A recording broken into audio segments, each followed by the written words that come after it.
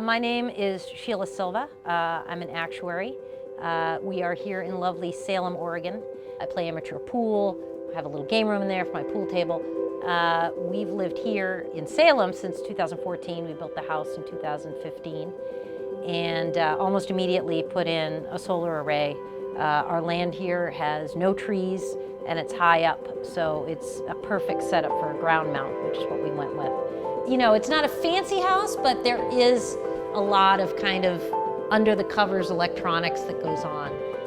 I have tools in the kitchen, automatic on and off for the sink that's electric. We have a home security system that, in addition to being tied into our 5G internet that we get, is obviously tied into the electricity. So that's really critical. So we were a little skeptical about knowing the weather here in Oregon, whether it made sense. If we were going to get full sun, this was absolutely the place to do it. But the fact that we get probably about half the year of cloudiness made us a little skeptical. We had lived through an ice storm in 1998 in Maine and lost power for 10 days, which was awful. And right after that, we got a generator there. And when we built the house, we actually set it up to put in a regular, traditional, conventional generator. We just never got around to it because our power here was a little more stable until the ice storm in February of this year, 2021. And so when the grid went down, we were out for 10 days again. We decided it was definitely time to get serious about putting in battery storage on site. This is actually our second stage of our project with them, so we like them enough to bring them back for the second stage. The first stage was almost right after we built the house. We knew almost immediately we wanted to do solar. And we interviewed a few different vendors in the area. And we settled on DPI. DPI took all that into account along with looking at using their newer tools to figure out exactly where they should put these additional Qcells batteries. So they looked at our existing usage, the additional usage we were going to be looking for, and then what the Qcells panels could actually provide, and then provided us a proposal that showed, okay, we will need 15 additional Qcells panels as part of the Q Home system.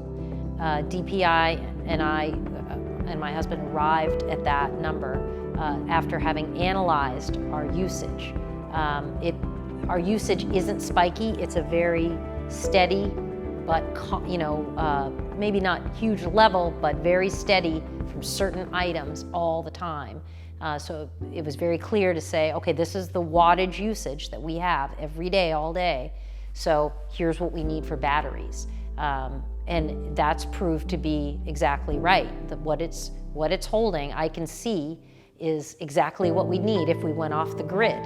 So the math worked out perfectly for the 3 batteries. My understanding is with the battery storage that Qcells provides, there should be, depending on how many appliances we attach to it, anywhere between 1 to 3 days of power. And of course, during that time, the batteries are recharging. So it can essentially be infinite as long as we're judicious about what we choose to turn on during that time.